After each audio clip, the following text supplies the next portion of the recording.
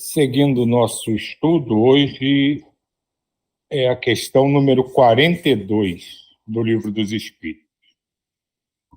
Poder-se-á conhecer o tempo que dura a formação dos mundos, da Terra, por exemplo? Nada te posso dizer a respeito, porque só o Criador o sabe, e bem louco será quem pretenda sabê-lo, ou conhecer que número de séculos dura essa formação. É como você diz, Diva, a gente se encontra antes, bate um papo sobre os assuntos, que normalmente, nas últimas vezes que a gente se encontra, a gente bate um papo antes e a pergunta tem, de certa forma, muito a ver com o que a gente está conversando. Vamos ver o que o nosso querido Miramês expõe sobre isso. Idade dos mundos. Não podes fazer avaliação daquilo que foge aos teus sentidos. Podes, sim, contornar os valores e perceber a grandeza da criação de Deus, como estímulo para novos entendimentos. As portas são infinitas, como infinitos são os mundos. Entra por alguma que entrarás andando nos caminhos do saber, e a luz do entendimento despertará o teu coração. Circunstanciar as coisas é nosso dever, desde quando não passemos dos limites traçados pela nossa evolução. A sabedoria vem de uma semente que Deus coloca em nossa consciência, que o tempo faz florescer. Bater as portas, estimulados pelo progresso, é o nosso dever. Porém, abri-las compete a Deus, que nos dirige e sustenta todos. Quando queremos saber o indecifrável, surgirá uma trégua para que possamos pensar. Por que a meditação colocar-nos-á na medida de compreendermos até onde podemos especular os segredos da divindade? Deixa eu ler de novo, que eu não entendi. Bater as portas, estimulados pelo progresso, é o nosso dever. Porém, abri-las compete a Deus, que nos dirige e sustenta a todos. Quando queremos saber o indecifrável, surgirá uma trégua para que possamos pensar, porque a meditação colocar-nos-á na medida de compreendermos até onde podemos especular os segredos da divindade. É para tanto que queremos falar sobre as possibilidades dos conhecimentos, até onde eles poderão auxiliar no serviço do bem. A verdade que não suportamos poderá estragar nosso ânimo e desviar o nosso roteiro dos conhecimentos mais puros sobre todas as coisas. É como nos diz Paulo de Tarso, quando se refere às crianças espirituais. Quando eu era criança, tomava alimento de criança.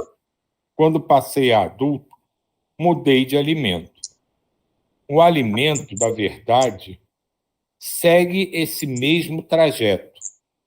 O espírito, quando está preparado, recebe uma verdade mais pura, por suportar esta verdade. A idade da formação dos mundos se encontra distante do entendimento humano, porque foge ao tempo e ao espaço, escapa à matemática terrestre e alcança as equações espirituais, na simplicidade pura, dentro da conjuntura divina. Os homens formaram uma microcontagem, porque a sua vida gira dentro de acanhadas condições em que eles suportam viver. Esses acanhados recursos não poderão atingir os valores maiores, circunscritos à criação maior. Todos já sabem que as formas são aglomerações de energia e que a energia disseminada no espaço é a de segregação da matéria. São como que os dois tempos de respiração da divindade. Tempo esse incontável e inconcebível pelos processos humanos. Todos os cálculos são falhos, porque com o tempo são renovados. É o mesmo caso das teorias que a prática sempre desmente. No entanto, são caminhos que deve se percorrer, que assinalam uma necessidade de aprendizado, um princípio do saber que Deus favorece aos homens, no alvorecer, no despertamento espiritual. Para que saber as idades dos mundos, se ainda não descobrimos a idade do ódio, gerado no coração do ignorante? Para que saber do tempo que passou para se formar a própria terra, se ainda não compreendemos como nasceu o ciúmes, o egoísmo e a vaidade nos nossos próprios caminhos? Lutemos primeiro contra essas distorções de personalidade. Gastemos o tempo que for preciso na desintegração desses inconvenientes. Comecemos a formar os mundos do bem em nossos corações e a contar o tempo para que o homem do amanhã entenda a idade do amor para o despertamento das almas. Na faixa evolutiva da humanidade, pouco se pode dizer sobre certas verdades, pelo condicionamento de regras estabelecidas no passado, na mente coletiva, que ainda hoje vigora na literatura e na educação de todos os povos. O que temos a dizer com muita frequência é o que foi dito por Jesus. O Evangelho mostra toda a ciência e filosofia que nos liberta. É passando por ele que visualizamos as alturas que nos compete atingir.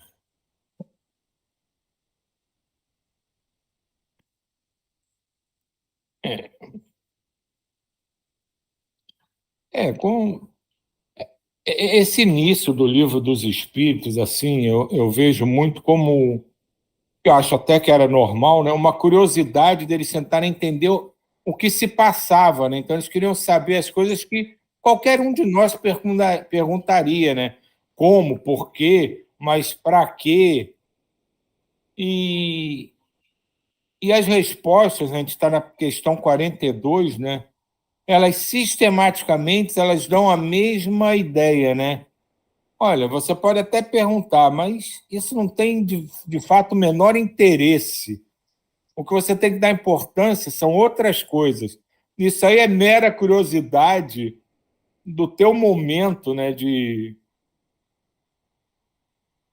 existência, né? De você estar aqui na Terra e da compreensão que você tem de tudo isso. Mas que não tem importância, você não precisa saber disso ou vai saber mais na frente, quando a sua consciência se expandir, você vai entender. Mas não adianta você perguntar, eu também não vou perder tempo explicando, porque você não vai entender. E isso é mais ou menos, até agora, tem sido uma sistemática nesse início do Livro dos Espíritos, que eu acho que começou muito numa curiosidade normal do Kardec, de todas aquelas pessoas que estavam envolvidas com ele, de saber o que realmente estava acontecendo. E como nós, às vezes, temos as nossas curiosidades, né? Levantamos os nossos questionamentos, eles também fizeram os deles. E a espiritualidade, com toda a educação, tentava dizer que o foco era outro, não era bem aquele. E nesse texto, né, mais uma vez, ele reforça que é o amor. Para Eu mim, acho mais que... uma... Diga. Não. Não, é que eu ia achar, eu falei assim, a gente estava conversando antes, eu achei o texto muito, assim, interessante, a parte quando ele fala que do progresso, né, mas quem abre a porta é Deus, né, a gente pode, e a gente estava falando sobre isso, né, da entrega a Deus, né, que a gente tem progresso, fica, eu vi mais ou menos a gente ali na porta, né? Batendo na porta, como eu aprendi isso, eu sei isso, não sei o que, bate, bate, bate, mas a porta não abre, e no final a gente cansa, tipo assim, de tanto bater na porta e escorrega, né? Igual desenho animado, cai no chão assim, e de repente essa porta só vai abrir na hora que Deus determinar. Mas também não é só Deus, é quando a gente se permite, quando a compreensão vem, né? Depois ele fala disso, né? Isso é um estalo que dá de compreensão. A gente não adianta também ficar brigando, quando não estamos ainda preparados, né? Para esse aprendizado todo, né? Como ele fala aí, não é isso. E Deus é que dá o tom da coisa. E fazer essa entrega toda, né? É mais ou menos o que a gente estava conversando antes, né? E isso aí, né, tem até aquela máxima, né? Bater a porta e ela abrirá, né? Aquela oração. Né? E disse, a gente pode... Desculpa. A gente pode bater à vontade, mas ele vai abrir só quando achar que a gente pode passar a porta. E ele até nesse pedaço que você chamou a atenção, ele continua, né? Que eu achei também super interessante. Que nesse momento, né? Quando a gente está muito ansioso para saber, né, do que ele chama aqui de indecifrável, né? Quando queremos saber o indecifrável, surgirá uma trégua para que possamos pensar, porque a meditação colocar-nos-á na medida de compreender até onde podemos especular os segredos da divindade. Que é exatamente isso. Né? Quando ele achar que a gente pode dar um passinho, ele tira a barreira e deixa a gente dar esse passinho. Não precisa, como você disse, a gente precisa solicitar isso, ele tem que perceber que a gente realmente está imbuído dessa vontade. Mas quem determina é ele. Diga, Djair. Ele fala umas coisas aqui entre o penúltimo parágrafo e no penúltimo, né? Sobre os nossos defeitos, que nós temos que... Ainda não descobrimos a idade do ódio. Nessas nossas imperfeições. E às vezes, quando eu estou meditando, eu fico pensando, quando que surgiu esse ódio em mim? Quando surgiu essa ganância em mim? Essas negatividades, né? Essas coisas negativas. E ele fala aqui, temos primeiro quanto às distorções da personalidade. Nós temos tempo que for preciso na desintegração desses inconvenientes, isso que nós estamos fazendo aqui todo dia. Eu vou te falar uma coisa, hoje quando acordei em cima da hora, eu dormi muito essa noite. E aí o que acontece? Eu acordei com esse intuito, de que você tem que ir lá para lutar contra essas distorções da minha personalidade, que tem que ser, como eles falam, buriladas, entende? Tem que ser aperfeiçoadas, um diamante bruto que tem que ser lapidado, e a gente está nessa luta aqui, se esfregando contra esse ódio, prepotência, arrogância, um monte de coisa que você queira falar. É isso que eu queria falar. Essa coisa que você levantou, Jair, que ele fala, né? Porque se querer saber, né, a idade da Terra, ou quanto tempo se leva para formar um mundo, né? E qual a idade do amor, né? Qual a idade do despertamento das almas? Quando isso aconteceu, né? E quando a gente para pensar na eternidade, né? Lembrando que eterno, de fato, só Deus, porque se nós formos criados, nós não somos eternos, somos só imortais. Esses sentimentos puros sempre existiram, né? Eles não têm idade. Se Deus é eterno, o amor é eterno, sempre existiu. A fraternidade sempre existiu. Então, todos esses conceitos, né? Essas qualidades, essas virtudes que a gente tanto exalta e almeja, foram eternas, sempre foram eternas, sempre estiveram no universo presente. Talvez pela nossa distração a gente não as perceba e dar importância a outras coisas, como essa questão, né? A gente está mais preocupado em saber quanto tempo ele levou para criar a Terra, se foram os 6 dias da Bíblia ou se foram milhões de anos. Mas Diga. não, eu fico me questionando o seguinte: quando a gente vê essa pergunta, a gente pensa lá fora, né? No como criou o mundo, como os mundos, essa coisa toda. Mas quando a gente traz para a nossa vida, né? No nosso dia a dia, no nosso eu, em tudo, né? Como o Djair colocou aí, quando, né? Que foi criado o ciúme, a inveja, ou as nossas distorções e tudo, né? Também é o macro e o micro, né? Se misturando, ao mesmo tamanho. Mas, ao mesmo tempo, eu vejo, quando você fala, né, dessa coisa de tudo é Deus, né? E também, quando a gente pensa, voltando, eu assisti ontem o filme, né, o Divertidamente, falando sobre inveja, ciúme, essas coisas todas, né?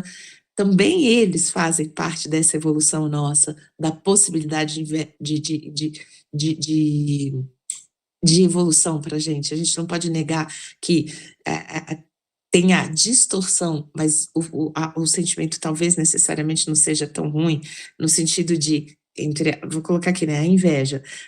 Você inveja.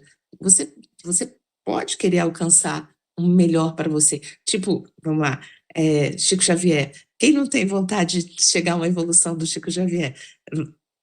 Seria uma inveja? Mas e aí? Não é uma inveja no sentido de, eu quero derrubar o Chico Xavier, não é nada disso. Estou falando isso bem a grosso modo, gente. Mas alguns sentimentos desses, eles sim podem criar em você possibilidades de evolução, de sair daquela situação, né? Mas não é de querer o melhor para você e não o pior para o outro, né? É de querer o melhor para todos. No fundo, às vezes, como antes a gente estava falando, a gente às vezes não entende muito bem as coisas mesmo, porque tudo faz parte de Deus.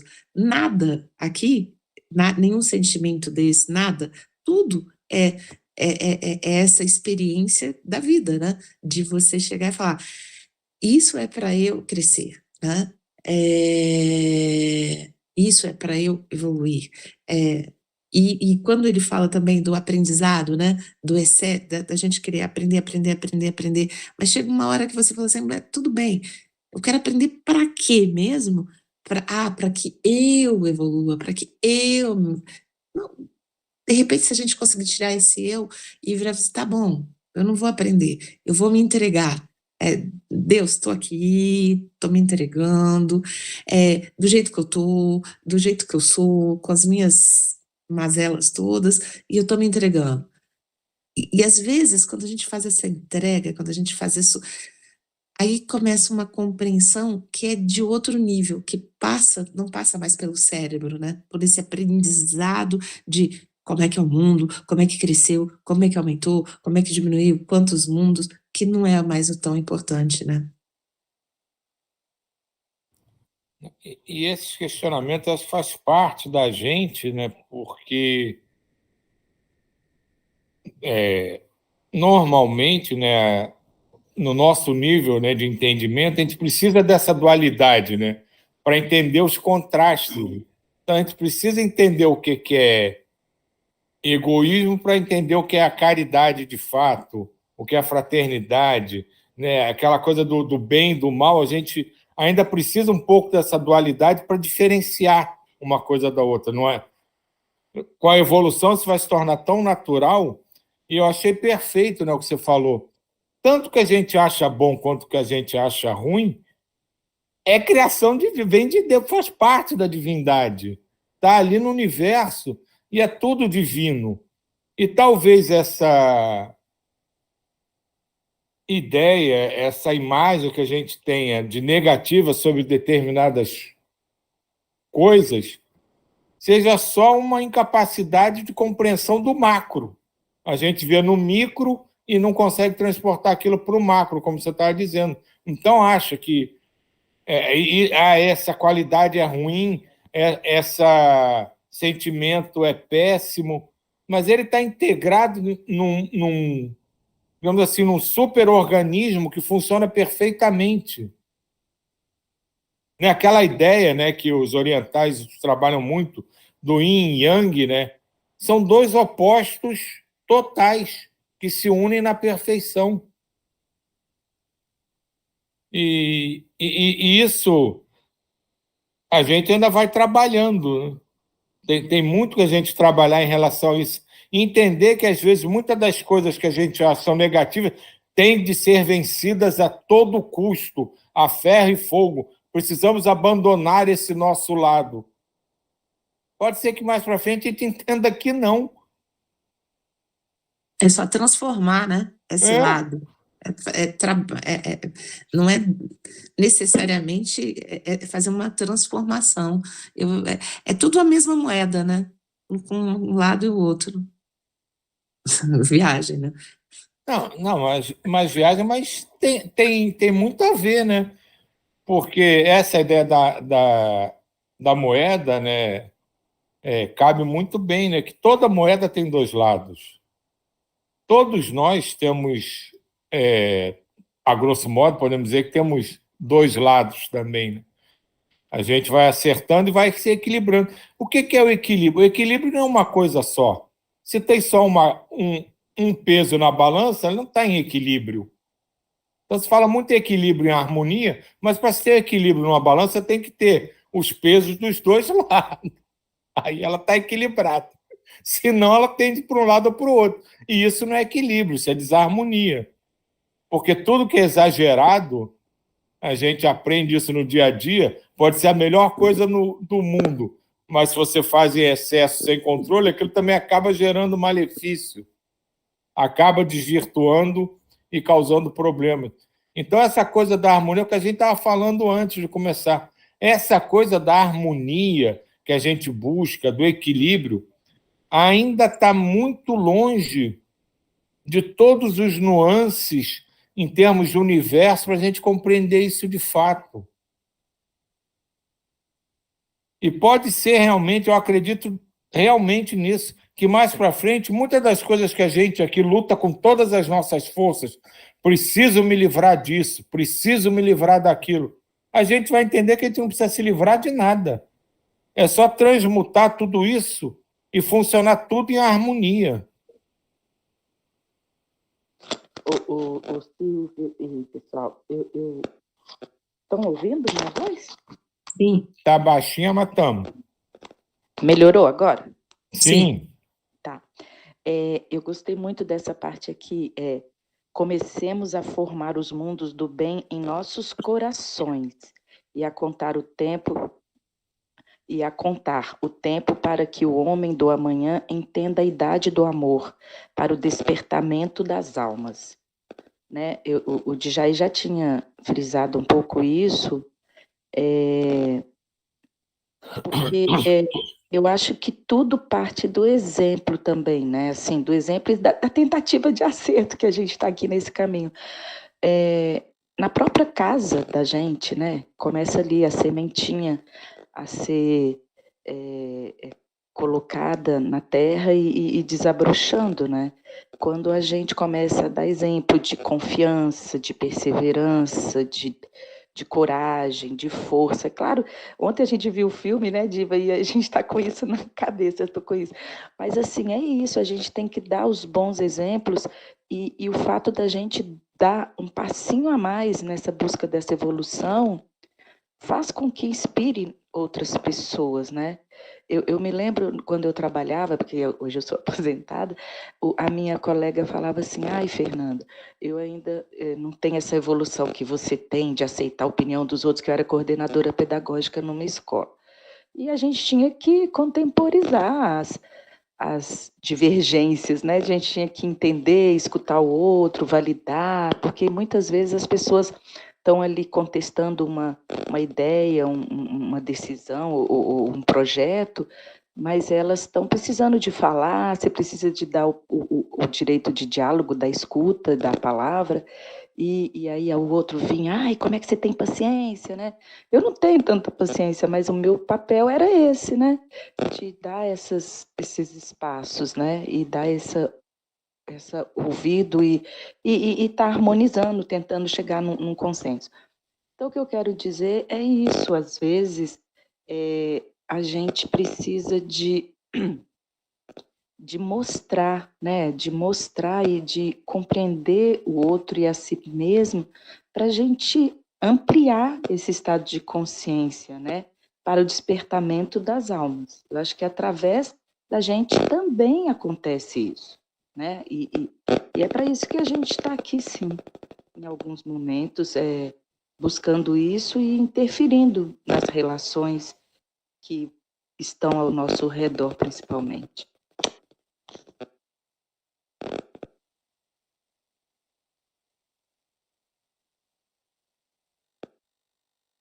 E só para completar, as nossas distorções de personalidade, tudo isso está aqui presente. E a gente vai moldando esse caminhar, né?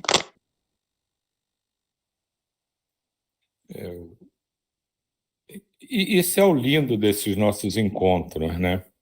Todo mundo tem sempre uma contribuição a dar e cada dia que a gente sai daqui, né? Eu falo por mim, você se sente não apenas grato, você sente que andou alguma coisa, sabe? Nem que arrastou o pezinho, passou um dedão na frente do outro pé.